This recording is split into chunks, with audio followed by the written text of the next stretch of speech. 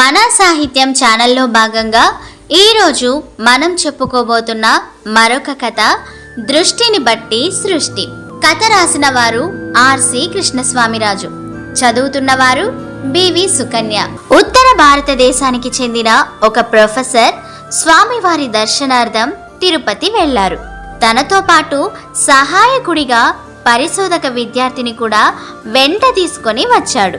Tirupati railway station నుంచి అలిపిరి గుండా తిరుమలకు కాలినడకన వెళ్లాలనేది ప్రొఫెసర్ గారి ఆలోచన. అలిపిరికి వెళ్లి ఎత్తైన శేషాచల శిఖరాన్ని చూశారు. సముద్ర మట్టానికి 2800 అడుగుల ఎత్తులో ఉన్న 7 కొండల్ని చూసి భక్తిభావంతో దండం పెట్టుకున్నారు. పాదాల మండపం వద్ద శ్రీవారి లోహ పాదాలను నెత్తిన పెట్టుకొని ప్రదక్షిణ చేస్తూ ఉండగా పరిశోధక విద్యార్థి చిన్నగా ప్రొఫెసర్ని ఇలా అడిగాడు, దేవుడు నిజంగా ఉన్నాడంటారా సార్ అని. అప్పుడు ప్రొఫెసర్ నవ్వి, దారిలో కనిపిస్తాడు పదా అని చెప్పి కాలినడకకు పురమాయించాడు. అలిపిరి నుంచి ఆనంద నిలయుని సన్నిధికి దారి తీసే ఆ పడికట్ల దోవలో ప్రకృతి అందాలను వీక్షిస్తూ నడక ప్రారంభించారు. తలయేరుగుండు, గాలిగోపురం, 7 మైలు ప్రసన్నాంజనేయ స్వామి, అక్కగార్లగుడి, అవ్వాచారి కోన దాటి మోకాలి మెట్టు చేరారు. తిరుమల కొండ ఆదిశేషుని అంశ అని భక్తజన విశ్వాసం. అందుకే చెప్పులు లేకుండా కొండ ఎక్కుతారు భక్తులు. ఈ కొండను పాదాలతో నడిచి అపవిత్రం చేయకూడదని మోకాళ్ళ మీద శ్రీ రామానుజాచార్యులు హతిరామ్ బావాజీ నడిచారని చెబుతారు. అప్పటి నుంచి అది మోకాలి మెట్టు అయిందని కూడా తెలుసుకున్నారు.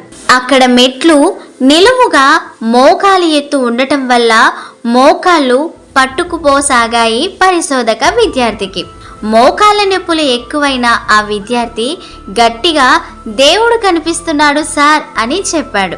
చిన్న నవ్వు నవ్విన ప్రొఫెసర్, అనుకున్నది అనుకున్నట్లు ఎవరికీ జరగదు. అలా జరిగితే ఎవ్వరూ చెప్పిన మాట వినరు. తలిచినట్లే అన్ని జరిగితే మనిషి దేవుడు ఉనికినే ప్రశ్నిస్తాడు. కష్టాలు కన్నీళ్లు లేకుంటే తనంత గొప్పవాడు లేడని విర్రవీగుతాడు. అహాన్ని తలకి ఎక్కించుకున్నవాడు తనే దేవుడని చెప్పి ఊరేగుతాడు. జీవితం కష్టసుఖాల మయం కాబట్టే మనిషి ఆ అతీతమైన శక్తిని ఆరాధిస్తున్నాడు. అందుకే అలిపిరి వద్ద నేల మీద నడిచేటప్పుడు నీకు దేవుడు ఉనికి ప్రశ్నార్థకమయ్యింది. మోకాలి మెట్టు దగ్గరికి వచ్చేసరికి దేవుడు ఉన్నాడని అనిపించింది అని చెప్పి గబగబా మెట్లు ఎక్కసాగారు. దృష్టిని బట్టి సృష్టి అని తెలుసుకున్న విద్యార్థి గోవింద గోవింద అంటూ నామస్మరణములు చేస్తూ ప్రొఫెసర్ వెనకనే నడవసాగాడు.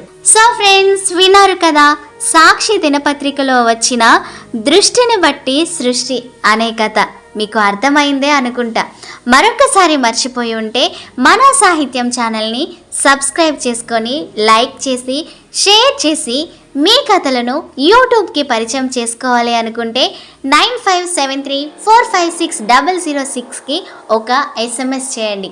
అలాగే సబ్స్క్రైబ్ చేసుకోవడం మర్చిపోకండి.